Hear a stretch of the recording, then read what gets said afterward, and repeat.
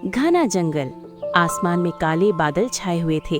तेज हवा के साथ मूसलाधार बारिश शुरू हो चुकी थी। पेड़ों की पत्तियां कांप रही थीं और जमीन पर पानी की धाराएं बहने लगी थीं। इसी जंगल में रहता था एक शक्तिशाली लेकिन घमंडी शेर, और उसी जंगल में रहती थी एक बेहद चालाक लोमड़ी। उस दिन बारिश ने दोनों की किस्मत को आमने सामने ला खड़ा किया। ऊपर से एक काला पक्षी सब कुछ देख रहा था, लेकिन उसकी भूमिका सिर्फ देखने तक सीमित नहीं थी। शेर बारिश से बचने के लिए एक बड़ी चट्टान के नीचे खड़ा था। उसका शरीर भीग चुका था और भूख ने उसे और चिड़चिड़ा बना दिया था। तभी उसे दूर से किसी के कदमों की आहट सुनाई दी। आज ये बारिश मेरे लिए मुसीबत बन गई है। न शिकार दिख रहा है और न ही कोई जानवर बाहर निकल रहा है। पेट में आग लगी हुई है और ऊपर से ये ठंडी बारिश मेरे सब्र की परीक्षा ले रही है। अगर आज कोई मेरे सामने आया तो मैं उसे छोड़ने वाला नहीं हूँ। उसी समय झाड़ियों के बीच से चालाक लोमड़ी निकली। वो जानती थी कि बारिश में शेर भूखा और गुस्से में होगा, लेकिन उसकी आंखों में डर नहीं बल्कि एक योजना चमक रही थी। महाराज शेर, आज तो मौसम भी आपका इम्तिहान ले रहा है।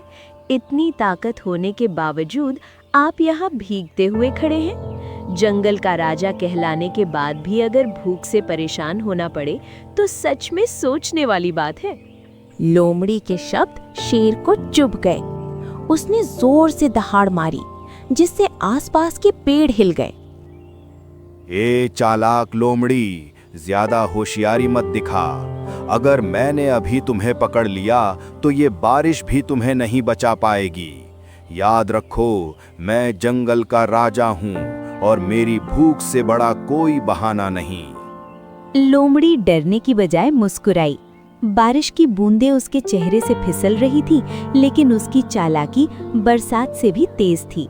महाराज, मैं तो आपकी मदद करने आई हूँ। मुझे एक ऐसी जगह के बारे में पता है जहाँ बारिश में भी शिकार मिल सकता है, लेकिन वहाँ तक पहुँचने के लिए दिमाग की जरूरत है, ताकत की नहीं। शेर कुछ पल सोच में पड़ गया। भूख ने उसके अहंकार को थोड़ा दबा दिया। अगर तुम झूठ बोल रही हो तो याद रखना, तुम्हारी आखिरी चालाकी साबित होगी। लेकिन अगर सच कह रही हो तो आगे चलो और रास्ता दिखाओ। दोनों आगे बढ़े। तभी ऊपर पेड़ की डाल पर बैठा काला पक्षी जोर से बोल उठा। उसकी आवाज बारिश के शोर को चीरती हुई नीचे पहुंची। जंगल में आज जो दिख रहा है वो हमेशा सच नहीं होता। ताकत और चालाकी जब टकराती हैं तो असली जीत समझदारी की होती है। जो सुन रहा है वो सोच ले। शेर ने ऊपर देखा, लेकिन पक्षी को नजरअंदाज कर दिया। लोमड़ी ने हल्की सी मुस्कान के साथ आगे बढ़ना जारी रखा।